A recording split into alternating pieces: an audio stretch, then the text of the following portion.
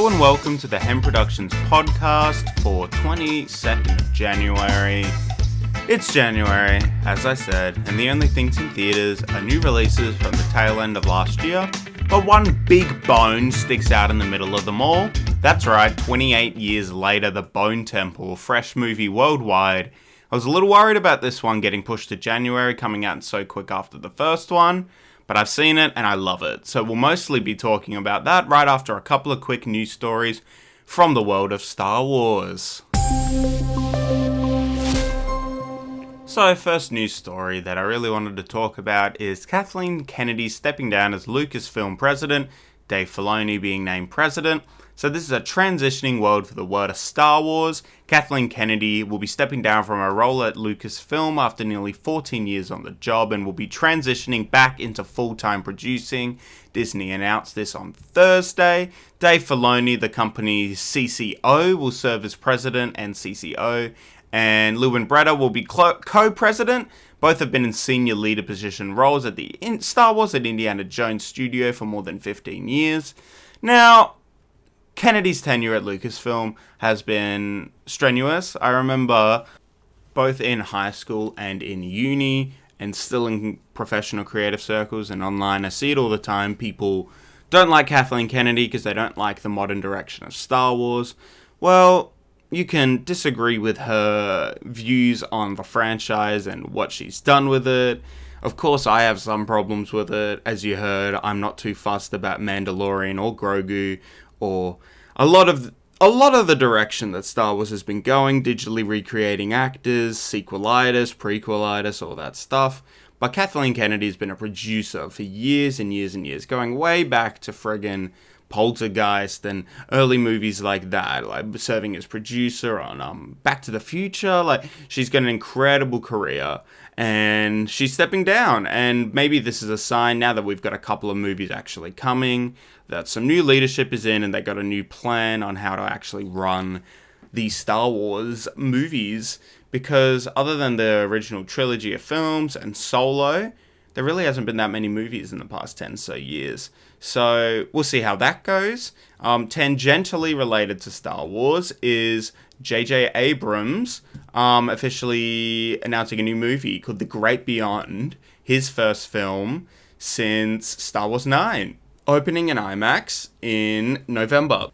Now, I am even more contentious with friggin' J.J. Abrams than I am with Kathleen Kennedy.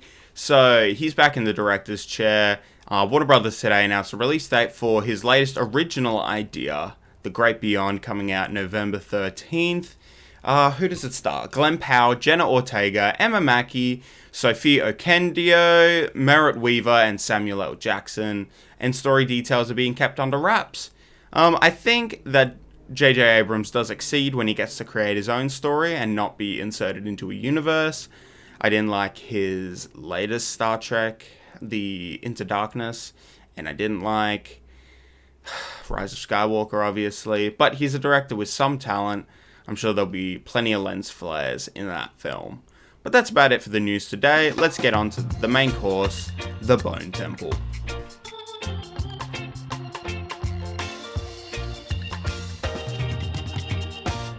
So, like I said, it's January, and there's not that much in theaters that I haven't already seen. There's been a few previews. I went and saw Sentimental Value and No Other Choice, which is, holdovers from last year, like I said. And, of course, I saw Mighty Supreme. But the first big 2026 movie of the year that I've seen is 28 Years Later, The Bone Temple. And fucking hell, I'm kind of in love. I think I need to go rewatch this. I think I might even like it more than the last one. Still working out my feelings on it. I do want to see it again, but this movie, the big difference between this and the last one, other than it being directed by Nia DaCosta, director I like, directed films The Marvels, Candyman, and Hedda, which I still haven't seen, which Hedda is apparently her best movie. Little Woods as well, which was her debut, so I still got a few of her movies to see. But I really like her, and basically, the way this film came along is Danny Boyle was seeking a different director to do this one, so he could work on something else, but was also, just trying to get the franchise continuing. There's clearly a third movie in here, very clearly set up at the end. And he got Nia DaCosta to do this one, and she knocked it out of the park.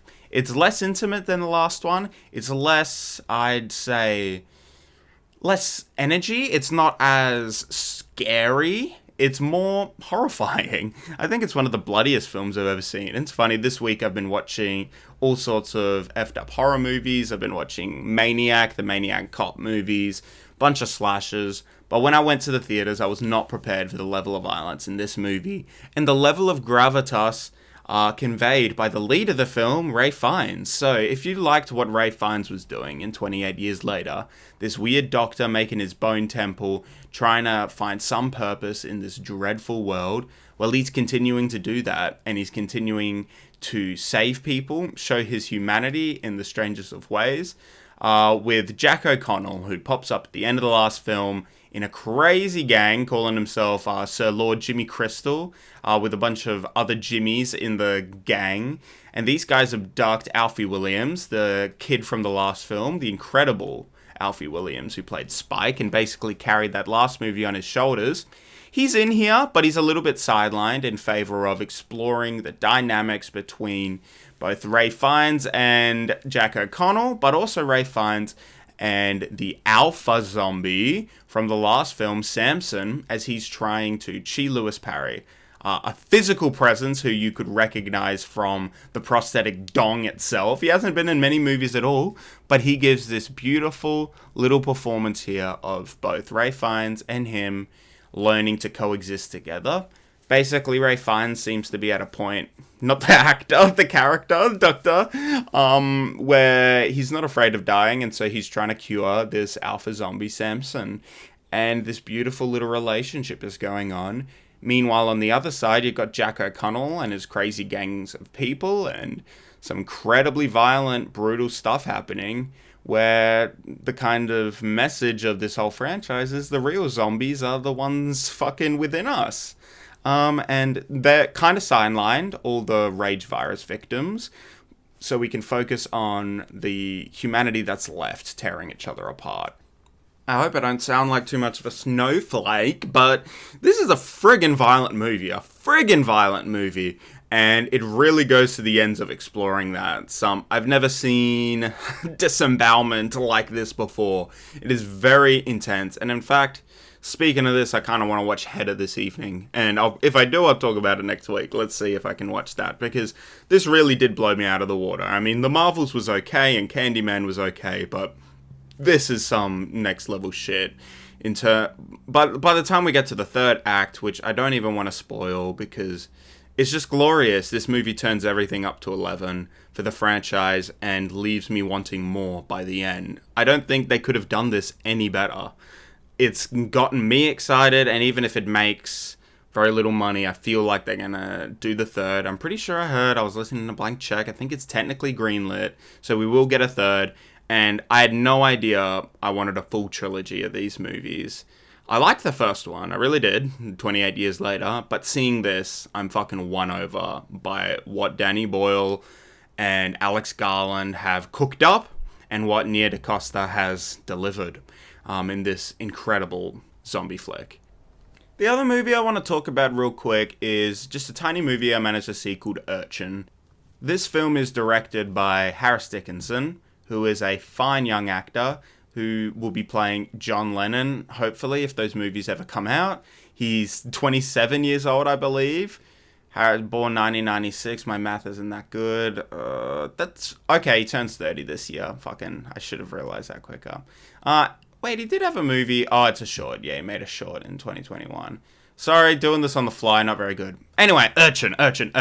This is a movie about a rough sleeper in London, trapped in a cycle of self-destruction as he attempts to turn his life around. So the movie opens with us seeing this guy sleeping rough on the streets of London. You also have Harris Dickinson sleeping rough on the streets of London. The two meet, have a bit of a fight. Someone tries to help our lead urchin. What's his name? Mike. Someone tries to help him, and Mike, he robs him and gets put in jail, and kind of has this self-fulfilling prophecy of doom, of being on the streets. I simply found it very poignant and very well directed for a debut from Harris Dickinson, who's currently living my dream life of being the hottest man alive and playing John Lennon and directing movies.